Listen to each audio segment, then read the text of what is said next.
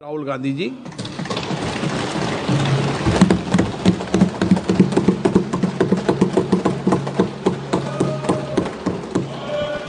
Thank you, Speaker Sir, for allowing me to speak on the President's address.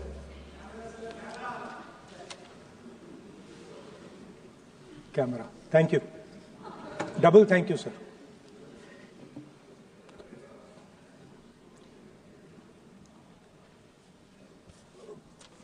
I heard the President's address.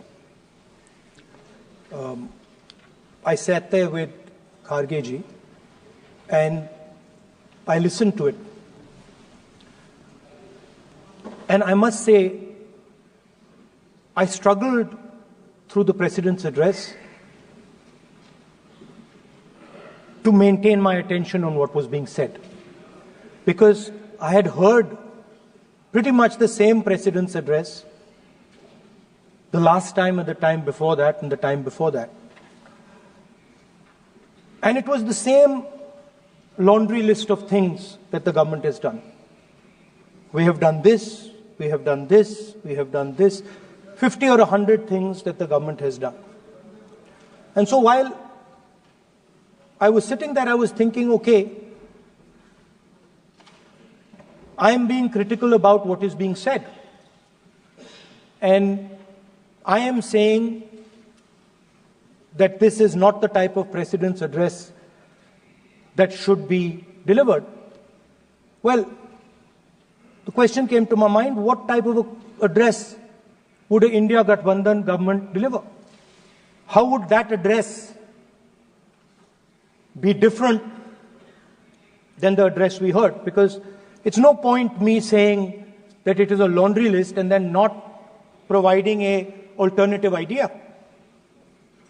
And so today I would like to lay out some dimensions of what an alternative address would look like, what the India Gathbandhan would probably focus on, and where we would lay emphasis.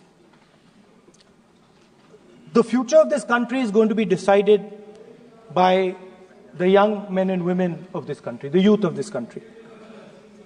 So I think anything we say has to be addressed to them, has to be spoken to them. The first thing in front of us, and this is something I'm sure the Prime Minister would accept, and pretty much everybody in this room will accept, is that even though we have grown fast, we are growing slightly slower now, but we are still growing. A universal problem that we have faced is that we have not been able to tackle the problem of unemployment. No, neither the UPA government nor today's NDA government has given a clear-cut answer to the youth of India about employment.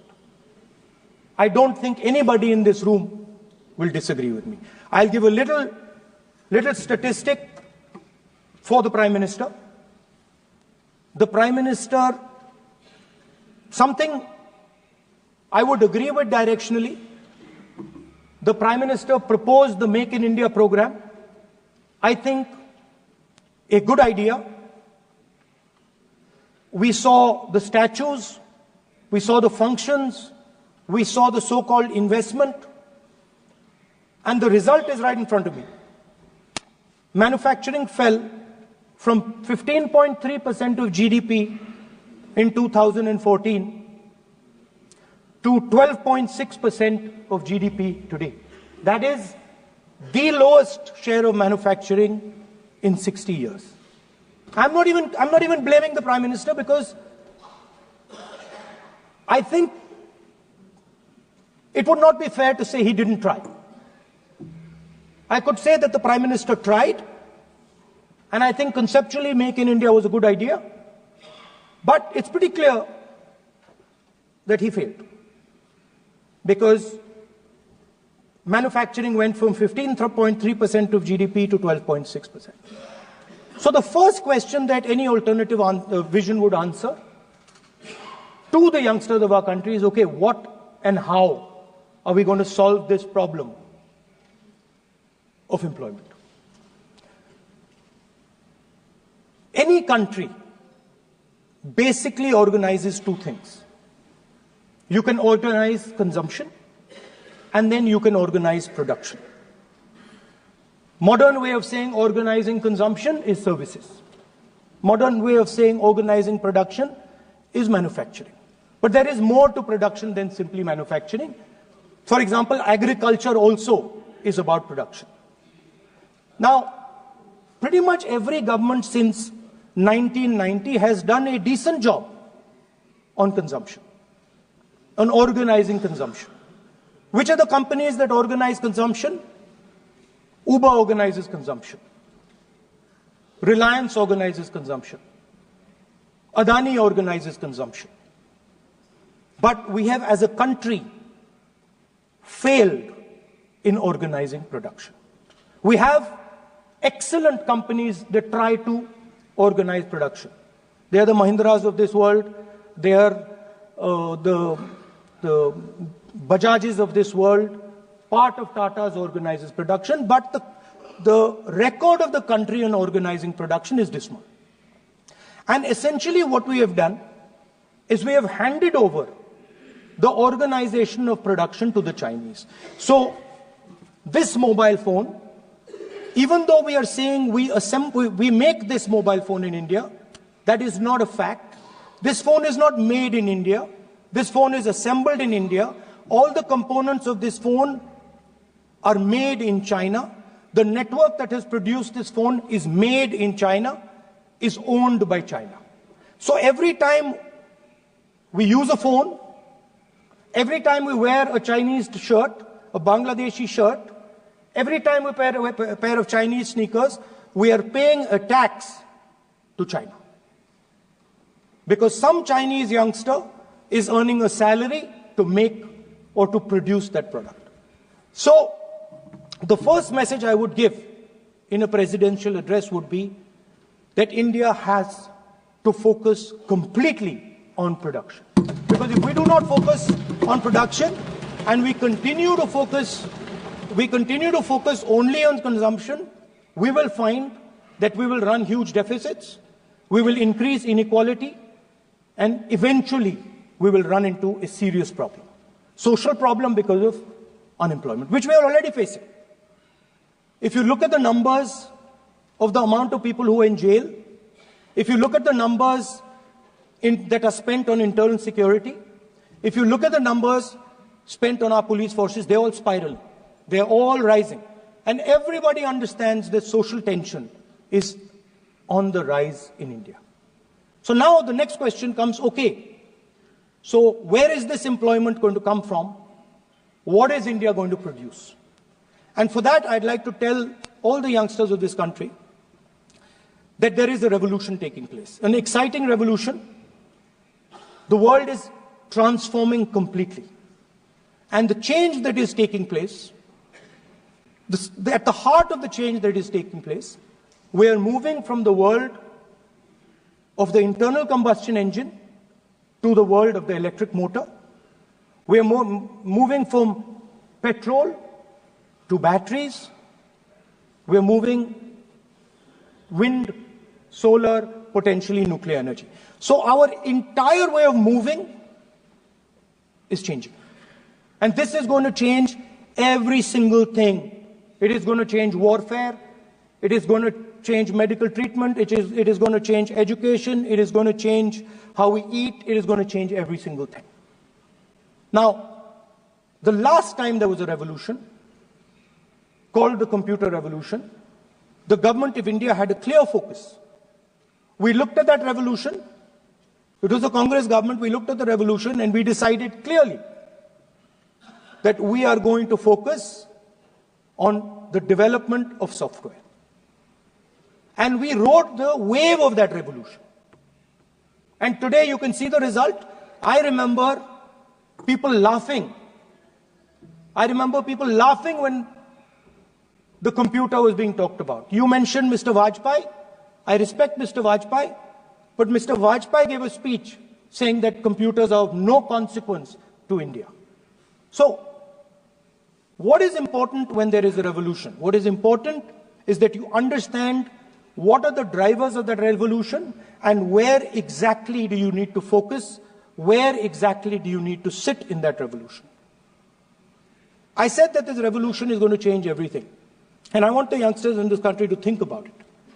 There is a war going on in Ukraine.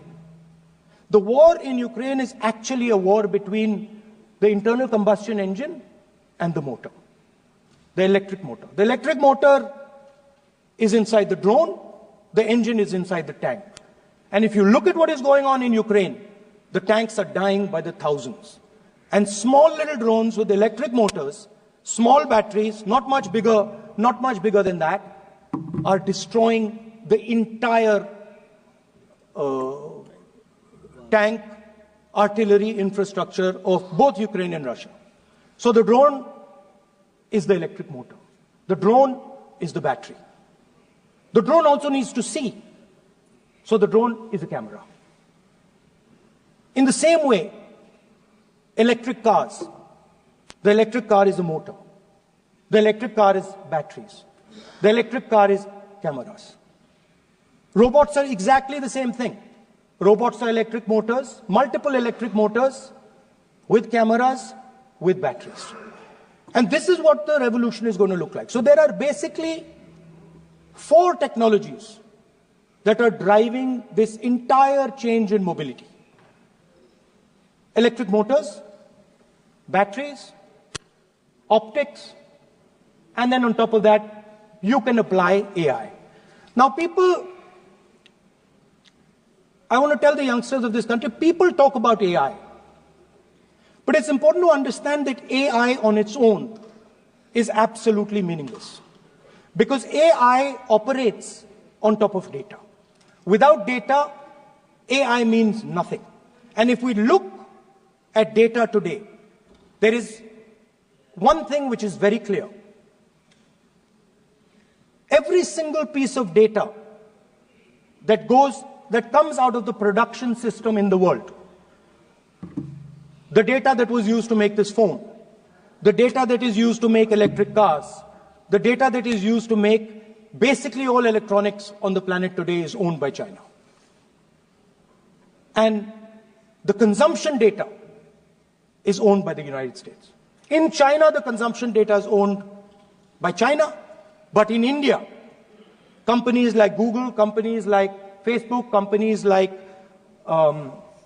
Instagram, X, they own our consumption data.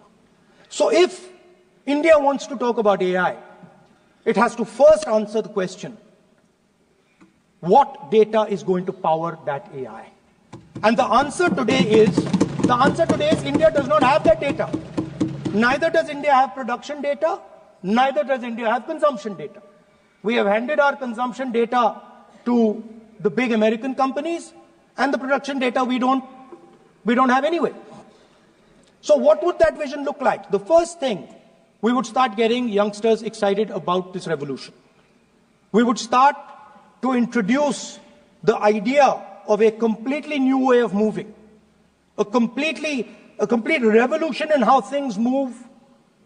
We would start teaching our children in schools about batteries, about electric motors, about how these things combine, about how drones, robots, electric cars are structured, how they will work together. And most important, we have to start building a production network so that we can get access to production data. Now, what would we focus on? We would not give you a laundry list. China has at least a 10-year lead on India in this space. China has been working on batteries, robots, motors, optics for the last 10 years, and we are behind. So what would our president's address say to the youngsters? We will choose critical areas in each one of these technologies, and we will start to build capabilities in those areas. The second thing we would do, we would ensure that our banking system is not captured by 2 or 3 companies that basically do not allow you to build a production system. But our banking system is open, is dynamic, and is accessible to small and medium businesses and to millions and millions of entrepreneurs who want to take part in this revolution.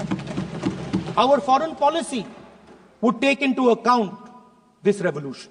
When we talk to the United States, we would not send our foreign minister to invite our prime minister to his coronation. We would not send him 3 or 4 times, please invite our prime minister. Because if we had a production system and if we were working on these technologies, the American president would come here and invite the prime minister. So it is important to understand where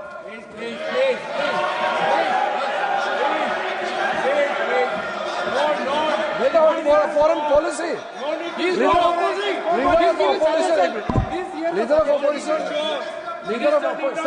Leader of opposition cannot make.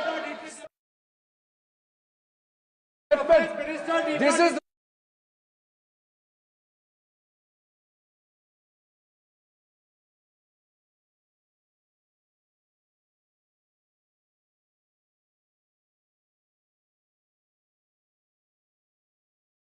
Leader of opposition, sir.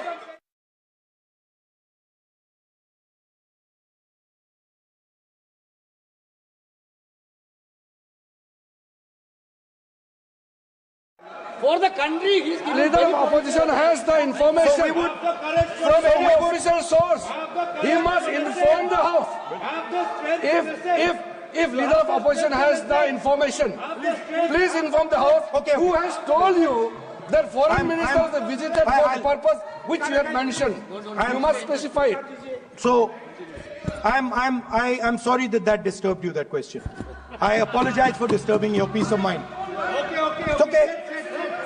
I've apologized. I've apologized for disturbing your peace of mind. I'm sorry. Apologize for lying to the House. ऐसा नहीं होता है. तो serious होना चाहिए leader of opposition को. कम से कम देश के मामले में तो एक हो. देश के मामले में तो एक वॉइस से बोलना चाहिए. ये गलत बात है. ये ठीक नहीं है. लीडर ऑफ अपोजिशन को इस तरह का बयानबाजी नहीं करना चाहिए.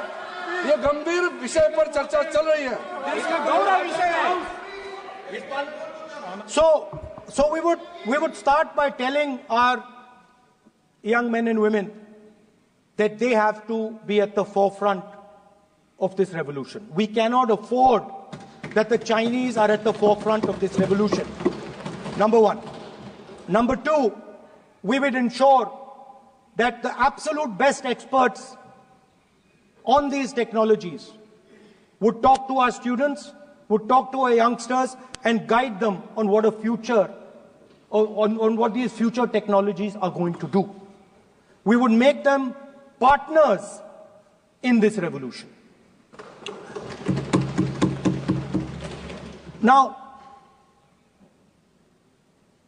we talk about defense. And today, we have the Chinese. And the Prime Minister has denied it. And the army has contradicted the Prime Minister. It's true. The Prime Minister has denied it. The Prime Minister has denied it. And the army has disagreed with the Prime Minister that China is sitting on 4,000 square kilometers of our land, of our territory.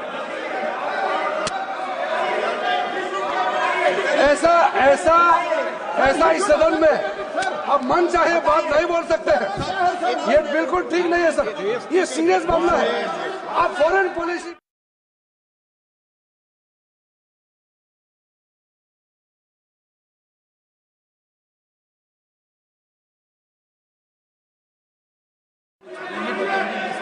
प्रतिपक्ष के नेता जो आप विषय बोल रहे हैं, जो विषय आप बोल रहे हैं, उसके तथ्यों को Let me speak. सदन के पटल पे रखना. आप पानी. अनुरोध है लीडर ऑफ पोजिशन बोलिए, हम लोग शांति से सुनेंगे, ये आपका अधिकार है बोलने का, मगर आप मन चाहे ऐसे सीरियस इशू पे कैसे बोल सकते हैं? ये सीरियस मामला है। आप सदन में बोल रहे हैं, मर्जी से बोलते हो, फॉरेन मिनिस्टर का बात कर देते हो, सीमा का बात ऑफिशियल पर्सन से अलग बात करते हैं, ऐसा मत बोलिए, ये देश के लिए ठीक नहीं है। आपको सीरियस होना पड़ेगा लीडर ऑफ अपोजिशन। ये गंभीर मामले को आप ऐसा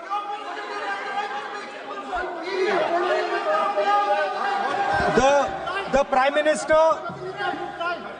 Minister has denied that Chinese forces are inside our territory, but for some reason our army keeps talking to the Chinese about their entry into our territory, and our Chief of Army Staff has said that the Chinese are inside our territory. This is a fact. This is not invention, this is a fact. Now, but the reason China is inside our territory is important. Because people think that wars are fought between armies and their weapons. But the fact of the matter is that wars are fought by industrial systems. The fact of the matter is that China has an industrial system that is far stronger, far bigger than our industrial system. And that is why they have the guts to come inside this country. The reason China is sitting inside this country is because Make in India has failed. The reason China is sitting inside this country is because India is refusing to produce. And I am worried that India is going to give up this revolution to the Chinese once again. The reason I made this reference is because everything is connected.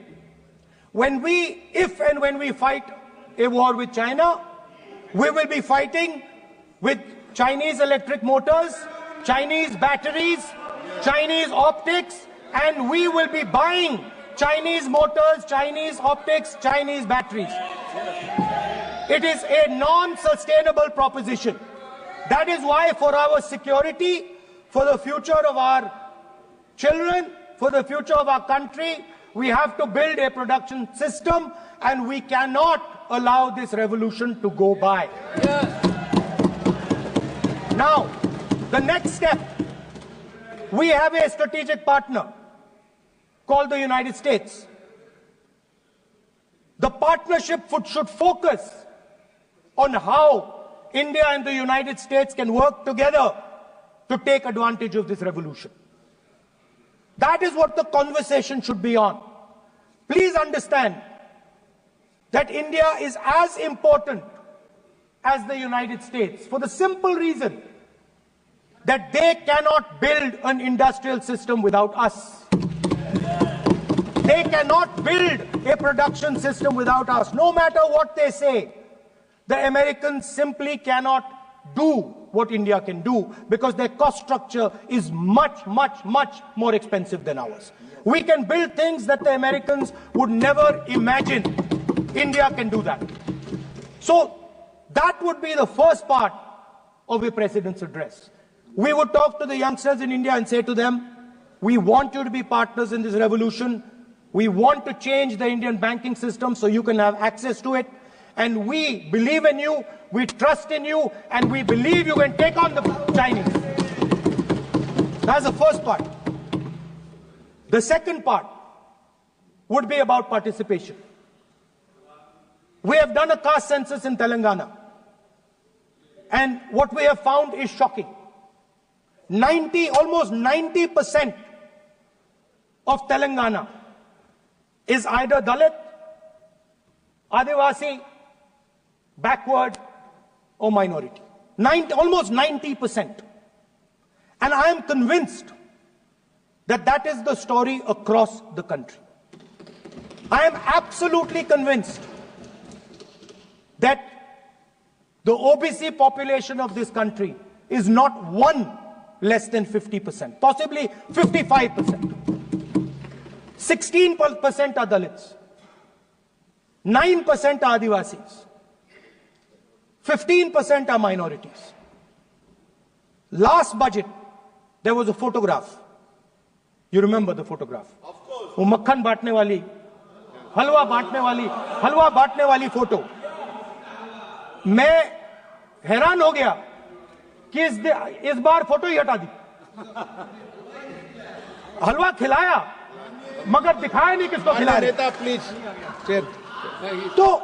So at the center of any new development paradigm for this country, which runs parallel with the production paradigm I spoke of, which works together with the production paradigm I spoke of, is the participation of lower castes, OBCs, Dalits, Adivasis in the wealth of this country.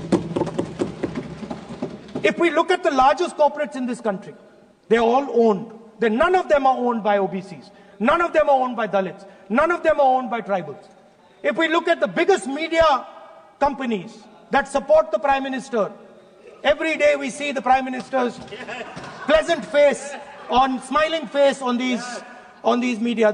None of them are owned by OBCs. None of them are owned by Dalits. None of them are owned by Adivasis. This is the fact. So central to any new development paradigm is the architecture of a new paradigm. And that architecture of the new paradigm can only be built once the caste census is placed on this table.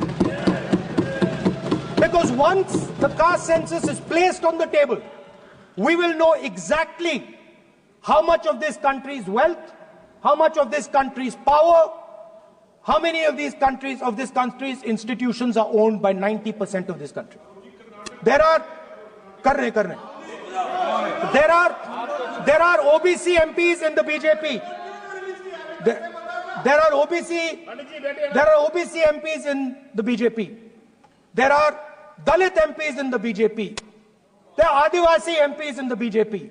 Remember, you are OBCs, you have 50% of the population and you have absolutely no power. I know that you're sitting there and you cannot even open your mouth.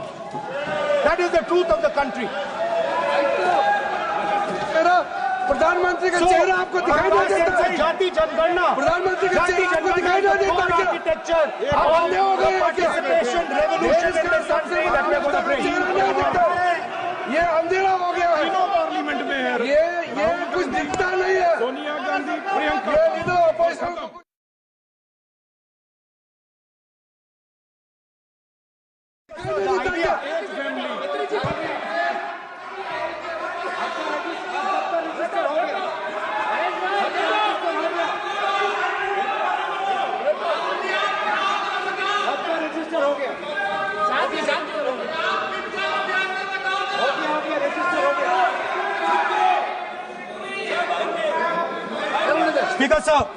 Speaker sir, so the idea is, on one side, allow India and the Indian youngsters to participate in the coming mobility revolution. Allow them to participate in building robots, in building drones, in building electronic items, in building EVs. And on the other side, running parallel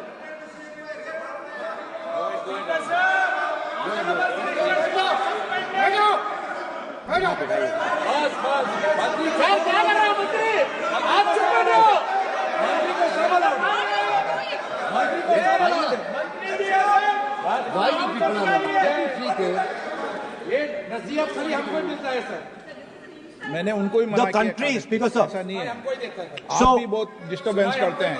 Okay, Speaker sir. So parallel ideas. One idea, participate in the mobility revolution. Whether you're thinking of economy, weapons, production, healthcare, India should participate in this revolution.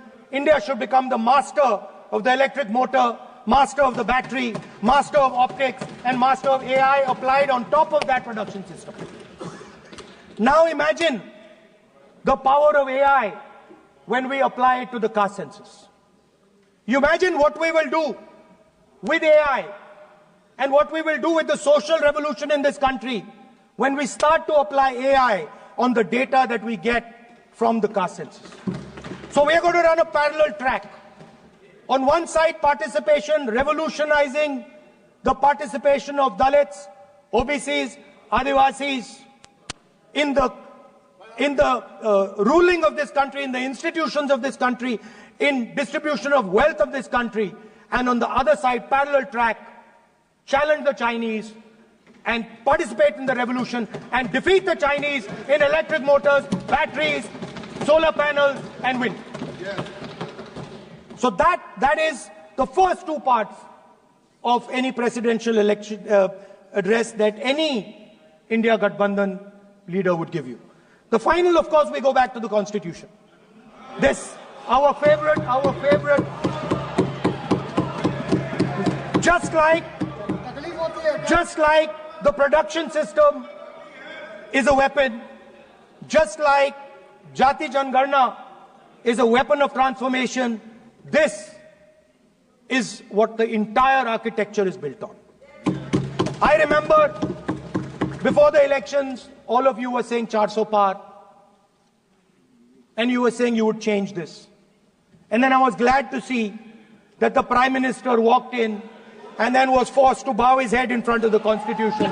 It was a moment of pride for all Congress people that we had explained to the Prime Minister and to the whole country that no force will dare touch this. Yeah.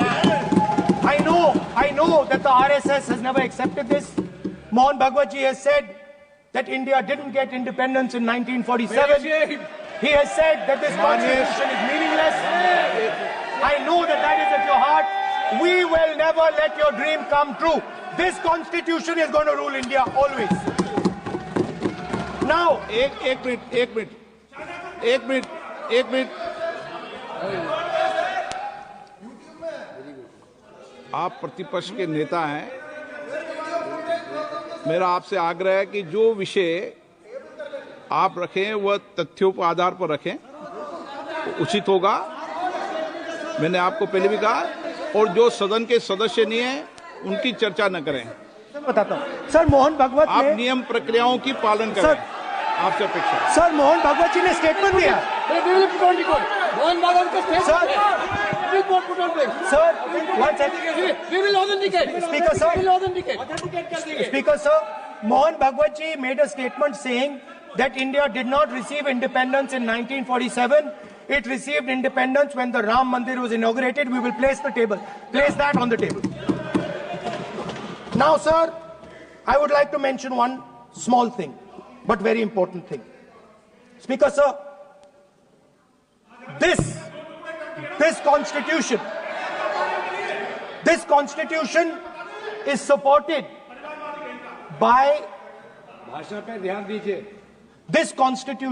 supported by the vote of our people. Without the secure vote of the Indian people, this constitution means nothing. Now I want to bring to the notice of this House some data, some information about the Maharashtra election. Very simple stuff. Speaker, sir, between the Lok Sabha election, which the India Alliance won, and the Vidhan Sabha election,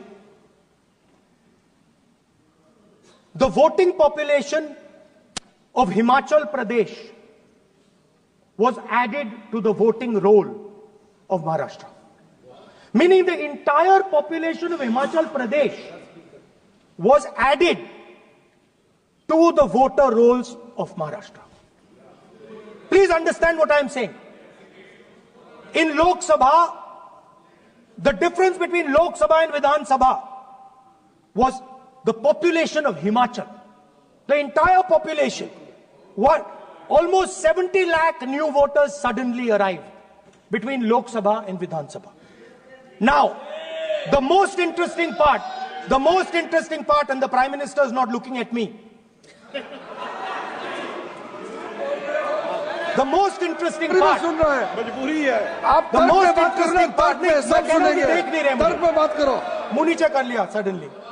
The most interesting part is,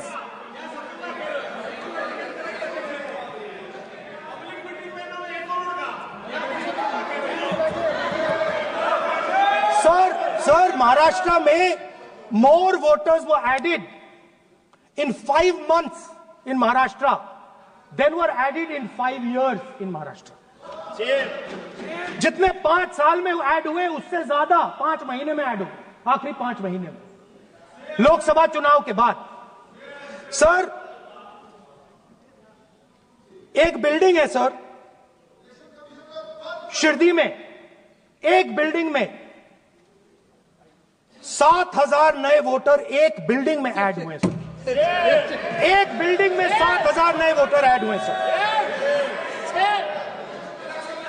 sir, मैं कोई आरोप नहीं लगा रहा हूं, मैं कोई आरोप नहीं लगा रहा हूं, मैं सिर्फ ये कह रहा हूं सर कि ये इसमें कुछ ना कुछ प्रॉब्लमैटिक है कि हिमाचल प्रदेश जितने बड़े वोटर्स लोकसभा के बाद जादू से आ जाते हैं। अब हम क्या कह रहे हैं, हमने इलेक्शन कमीशन से रिपीटेडली कहा है कि हम आरोप नहीं लगा रहे हैं, आप एक काम कीजिए, हमें लोकसभा की वोटर लिस्ट दे दीजिए, नेम एड्रेस और इलेक्ट्रॉनिकली दीजिए, और विधानसभा नहीं है। नहीं सर, नहीं। स्पीकर सर, वो सब वेबसाइट पे रहती है, सब जानते हैं, कभी भी कोई निकाल सकता है। स्पीकर सर, मैं समझा देता हूं सर। स्पीकर सर, वो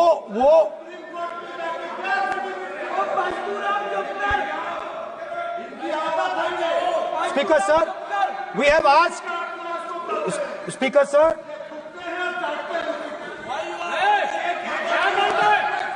Speaker sir, we are asking this question.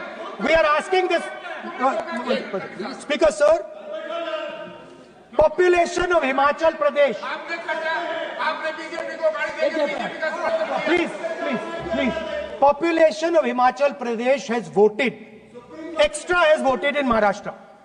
We are saying to the Election Commission, please give us the names and addresses and polling booths of all the workers in the Lok Sabha and all the workers in the Vidhan Sabha, so we can calculate who these new workers are, who these new voters are. Interestingly,